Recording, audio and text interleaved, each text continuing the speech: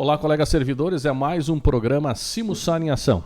Sempre com a colaboração do Dr. Sábio, estando aqui conosco, debatendo assuntos pertinentes à área jurídica do nosso sindicato e outros assuntos também administrativos. Ele sempre tem colaborado muito. Seja bem-vindo, Dr. Sábio, um bom dia. Tudo bem, Jonas? Tudo bem, Ronaldo? Hoje aí vamos trazer aqui informações, né, sempre pertinentes aí para os nossos servidores e para a comunidade. Também agradecer a presença do Ronaldo, que sempre faz a parte técnica. Em alguns momentos também está aí na locução conosco, né, Ronaldo? Seja bem-vindo, um bom dia para ti também. Aí também, né, a todos os colegas, toda a comunidade santarrosense. E lembrando também aos nossos servidores que o nosso programa sempre tem a colaboração também da Cressol. A Cressol sempre está conosco, aí oferecendo os mais variados serviços para os nossos servidores municipais. E cada vez buscando ampliar mais os seus serviços e seu atendimento, a Cressol sempre conosco, então. Precisando, caro servidor, procure a Cressol. Primeiro aviso é que nós estamos retomando nosso jornal, parceria com o Ronaldo, né? A revista Pulsar, ela volta a ser impressa novamente, né? Nós havíamos mudado de sistema para a digital e agora a gente retoma ela de forma impressa. Então, o servidor que vier ao sindicato pode estar pegando a sua e em breve aí a gente também estará passando nos setores, deixando um exemplar, 2 exemplares aí para os colegas fazerem a leitura, e temos sempre assuntos bastante importantes, desde reflexões sobre o nosso dia a dia, sobre nossa sociedade, até assuntos diretamente ligados aos nossos servidores públicos municipais. Então, doutor Sábio, a gente já vai direto ao ponto que nós queremos trazer hoje. Nós estamos vendo aí, ao longo desses últimos tempos, aí uma briga intensa entre Congresso Nacional, STF e o Executivo Federal. E, no fim das contas, uma parte fraca de toda essa briga é os trabalhadores, né, que acabam pagando, muitas vezes, porque não consegue haver um acerto, não consegue haver uma compreensão pelo Congresso Nacional das necessidades do povo. A leitura do Congresso Nacional, muitas vezes, ela é incoerente diante das necessidades do povo. E nós temos lá no Congresso, tramitando, além da PEC 66, que a gente já falou bastante aqui, nós também temos a PEC 32, né, que é a reforma administrativa. E o presidente, Hugo Motta, ele, devido à briga com o Executivo Federal, ele novamente ameaçou trazer de volta, porque nós sabemos que a parte aliada do governo federal não é favorável a essa mudança brusca dentro da estrutura administrativa pública, né? Quer dizer, a forma com que os trabalhadores são contratados estaria sendo alterada de uma maneira muito profunda e fragilizaria muito as relações de trabalho, tal qual aconteceu com a reforma da CLT em 2019, onde hoje nós vemos a fragilidade de todo esse sistema e de como deixar os trabalhadores à mercê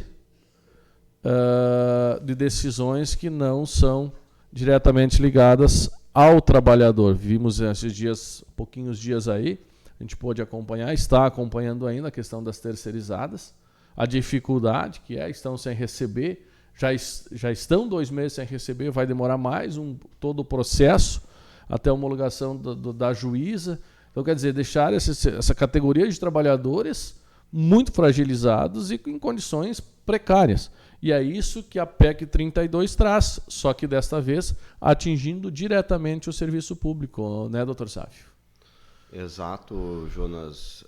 Quando tu faz essa menção, né, de que o Congresso quer trazer a votação novamente, essa questão da PEC 32, é importante que a gente pense que nós não temos uma manifestação popular, vamos dizer assim, sobre esse assunto, né? Se criou o entendimento de que precisa reformar, sendo que não se escuta a comunidade, né, e a população de uma forma em geral. Porque uma coisa que a gente já vem falando também é que quando chegar e se acontecer essa reforma administrativa, a gente já vai ter um ambiente muito modificado, como nós estamos vendo ultimamente, né? Porque se nós pensarmos aí essa possibilidade de terceirização em todos os setores, nós temos a nível país, esses dias, uma pesquisa onde nós já tínhamos mais professores contratados do que efetivos. Então, lentamente, a gente já vem trabalhando e atuando no sentido de desconfigurar o serviço público que nós tínhamos até então. Só que a questão é quais são as consequências disso, né? Nós já temos um mercado de trabalho que, depois da reforma trabalhista, praticamente afastou os jovens do mercado de trabalho, né? Em função do tempo de previdência, em função das possibilidades de contratos de trabalho, onde muitas vezes nem um salário mínimo é alcançado a pessoa, o jovem hoje não tem mais interesse pela CLT, né?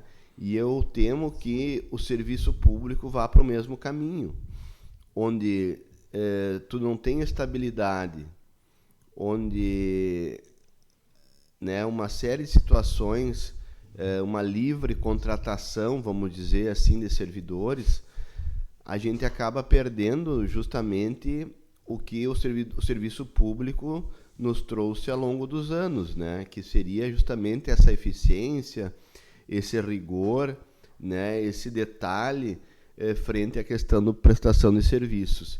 E isso, pelo que me parece, com a reforma administrativa, ela vai prejudicar ainda mais. Então, muitas vezes, nós estamos pensando no agora, numa questão de déficit, né? Mas nós temos que pensar adiante também. Quem serão os futuros servidores públicos e que tipo de serviço eles prestarão para a comunidade? A discussão é ampla, né, Sávio, Dr. Sávio, e necessita ser muito bem debatida. Ela não pode ficar nas mãos de deputados que não têm interesse em melhorar os serviços públicos. Muito pelo contrário, ele tem interesse em afrontar o executivo e vice-versa, mas o interesse em estar modificando para melhorar não há, porque se houvesse esse interesse, a tabela do imposto de renda, que também está lá no Congresso para ser votada, já teria sido votada. Onde nós, a grande maioria dos nossos trabalhadores, inclui-se os nossos servidores públicos, estaríamos sendo isentos do imposto de renda, porque a tabela proposta pelo Executivo é até R$ 5.000 de isenção e escalonado até 7,5. Então, nós estaríamos tendo indiretamente um aumento bem significativo em nossos salários. Mas o nosso presidente da Câmara dos Deputados, Hugo Mota, ele não se dá o trabalho de votar o que é favorável aos trabalhadores. A intenção é afrontar para conseguir barganhas e continuar nesse limo sujo que nós vivemos através do nosso Congresso Nacional, né? Com as ditas emendas secretas que nós temos hoje, deixa à mercê o dinheiro público nas mãos desses deputados que querem fazer as coisas escondidas, porque senão não precisava ser secreto, poderia ser aberto. Inclusive, isso que o senhor fala, doutor Sávio, fica linkado. Hoje a gente está trazendo a revista, como eu falei, na sugestão de leitura que a gente traz na própria revista, que é o livro Privilégio da Servidão, né, onde ele fala justamente isso que o senhor levanta, nessa questão das alterações das leis e a forma com que está acontecendo as contratações. E aqui no livro se fala na uberização, na precariedade das relações de trabalho. E a gente sabe que nós, sempre trabalhador, sempre é o mais fraco. Nós, infelizmente, a gente não consegue criar um grupo forte, apesar de se nós tivéssemos capacidade de nos agrupar, nós teríamos uma força muito grande e conseguiríamos com certeza estar minimizando esses impactos, ou melhor, às vezes nem aceitando que essas transformações ocorressem. Por exemplo, a PEC 32, voltando nela. Se nós, trabalhadores públicos, nós conseguirmos união e entrarmos no site do Congresso, ou mesmo pelas redes sociais também, estarmos participando da campanha contra a votação desse tipo e reforçando a campanha a favor da votação da tabela do imposto de renda, com certeza nós estaríamos tendo resultados muito mais favoráveis. E nós precisamos entender também que, infelizmente, quando a gente fala em reforma, muitas vezes nós estamos falando em destruição, né? E vejo que a Constituição Pública, a Constituição Federal traz o serviço público como essencial, né, indispensável aí para muitos setores, como saúde, educação, infraestrutura, e isso tem que ser considerado de uma forma de nós adaptarmos esse serviço efetivamente a essas novas realidades que nós temos, como a questão digital. Agora, isso não pode vir justamente para afetar essa questão da mão de obra, né, do CPF, né, da pessoa em si.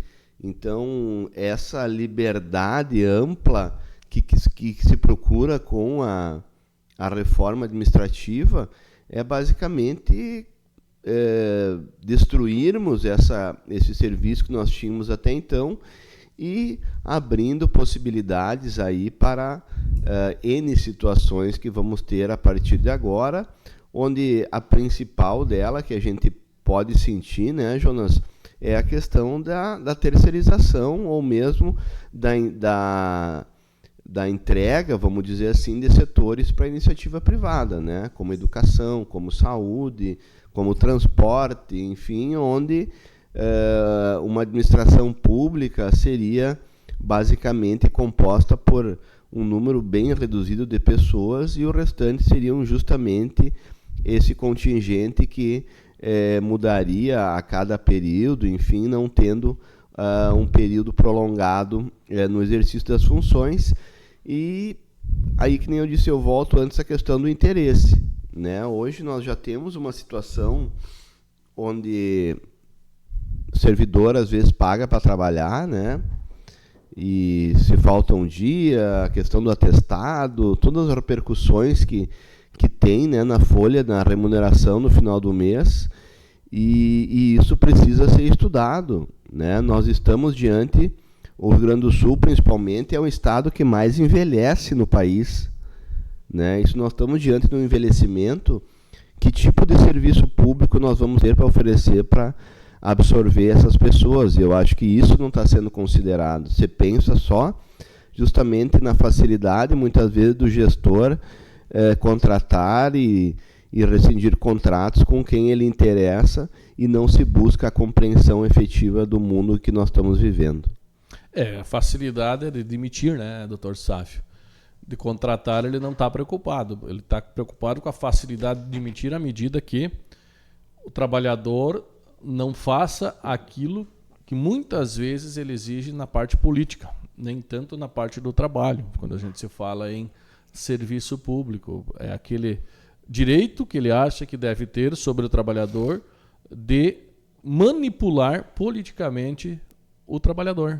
E essa, como tu trouxe essa questão, né, do pessoal aqui que está terceirizado e está sem receber os salários, a gente precisa dizer que isso também, desde a reforma trabalhista, um dos objetivos é justamente minar a organização do trabalhador, né? Ou seja, os sindicatos, associações, porque tu está criando N núcleos de trabalho que, por sua vez, estariam ligados a diversos sindicatos, que é o caso dessas terceirizadas, que não têm uma representação na cidade, e isso está dificultando, né, a elas de alcançarem os direitos. Então, a gente tem esse processo da reforma e, ao mesmo tempo, de forma direta ou mesmo indireta, tu tem essa questão que tu está acabando com as formas de organização, porque tu está fragmentando muito as relações de trabalho, e isso a gente sabe que vai ter um impacto mais adiante, justamente porque falta esse fiscal, muitas vezes, que é o trabalho que o sindicato desenvolve. Exatamente, isso a gente teve uma percepção muito grande e a gente conversava. Mas voltando à PEC 32, né, doutor Sá, só para que os colegas relembrem, o principal ponto que a gente tem batido muito, que é toda uma estrutura de destruição do serviço público, mas um dos principais pontos é a fragilização na estabilidade, né? Onde os servidores teriam a estabilidade, manteria seu nome estabilidade, só que de uma forma muito frágil. Abriria a mão para que acontecesse com mais facilidade a terceirização, ou contratações, onde ali que a gente sempre usa, quando não é por concurso público, há sempre a chance de estar esses cargos sendo ocupados por cabides políticos, apadrinhados ou afiliados políticos, no caso, ocupando esse serviço público sem muitas considerações técnicas. Nós enfrentamos isso agora, não só com as terceirizadas, na questão das direções de escolas, onde houve mudanças, e não estou criticando as pessoas que estão assumindo as direções, eu tenho certeza, são colegas nossos, e são pessoas competentes, só que olha a época do ano para fazer isso. Qual a preocupação da gestão municipal com a parte pedagógica e estrutural da escola? Nenhuma, não há preocupação alguma. E isso, se nós pegamos uma situação onde o prefeito aqui de Santa Rosa tem o poder de estar decidindo, então olha o estrago que ele está trazendo para as escolas. Agora você imagine todos os setores públicos, lá dentro da prefeitura, lá no professor de cada escola, as alterações que ele podia fazer ao bel prazer dele, conforme o olhar da carteirinha política do trabalhador, ele poderia estar demitindo ou poderia estar chamando. Isso é muito grave, isso é muito ruim, isso é péssimo para o serviço público. Isso não serve para nós. Nenhum trabalhador, nenhuma pessoa, nenhum cidadão pode concordar com essa forma. A escola, algumas escolas aí fizeram um movimento, não obterem êxito, porque sim, é prerrogativa do prefeito, e quando essa prerrogativa existe, há a situação de que a menor preocupação é com o efetivo trabalho, mas sim com estar adequando-se às questões políticas dos seus alinhados. E quando tu fala dessa questão da estabilidade, né, a gente tem que entender também que o servidor público ele passa por um período de avaliação, que é o estágio probatório, né? Então, nós poderíamos, sim, regulamentar essa questão do estágio probatório, fazer itens diferentes, né, em função dos perfis dos trabalhadores que nós temos hoje em dia. Ou seja, nós temos uma ferramenta e nós precisamos atualizar essa ferramenta, mas justamente pensando na questão da estabilidade e o que a estabilidade representa para o servidor que está no exercício do cargo, né, para fins de garantir autonomia, independência perante uma situação que ele vê, né? E quando a gente vai ter algo que é contratado, né, Jonas, muitas vezes tu não vai ter essa autonomia, essa independência, né? Então, isso é um ponto principal que nós temos que pensar, por isso que o serviço público é estratégico, né? Porque tem pessoas lá que exercem suas funções independente, né, do interesse de A, B ou C, e sim focado efetivamente nas suas obrigações como servidores. O serviço público é do Estado, né? É do cidadão, é da comunidade, é da sociedade, e não de um determinado político que está, naquele momento, administrando, seja o país, seja o Estado, seja o município, né? Então, o serviço público é nosso, quanto cidadãos, e não de um programa político. Doutor Sávio, mais alguma consideração, que o nosso tempo ele vai correndo? Olha, a gente vai o debatendo. que tu trouxe no início, né, Jonas? As pessoas têm que se enganjar, né? E aqui a comunidade precisa entender que não são os 1.800 servidores hoje que compõem o quadro do município que vão sofrer as consequências, né? O efeito é para toda a comunidade, né? Então, por isso que não estamos aqui obrigando ninguém a tomar partido, né? Mas a questão se trata não de política partidária, né? Mas política pública, porque o serviço público é uma política pública e, por isso, a necessidade de engajamento tanto do servidor como da comunidade. Isso aí, servidores, comunidade, né? Todos nós, eu acho, temos esse dever e essa obrigação de estarmos aderindo a essas campanhas aí em relação ao Congresso Nacional, Uma, pela questão da tabela do imposto de renda, que precisa ser corrigida, porque nós, trabalhadores, nós não podemos mais manter essa carga tributária sobre nossas costas, que se distribua de forma diferente, que quem recebe mais e muito mais pague um pouco mais, e nós, trabalhadores aí da base da pirâmide, tenhamos um desafogo, né? Que nós possamos estar respirando um pouquinho mais e tendo esse aumento indireto através do não desconto tão agressivo do imposto de renda. Então nós temos que nos enganjar, e também em relação à PEC 32, contrários à PEC 32 e contrários à PEC 66 também, que traz a destruição do serviço público. Dr. Sávio, obrigado pela participação. Um abraço. Ronaldo também, obrigado aí pela colaboração conosco. E servidores públicos, fiquem atentos e participem dos movimentos aí em relação a esses assuntos aí que a gente tem passado. Um abraço a todos e até o próximo programa.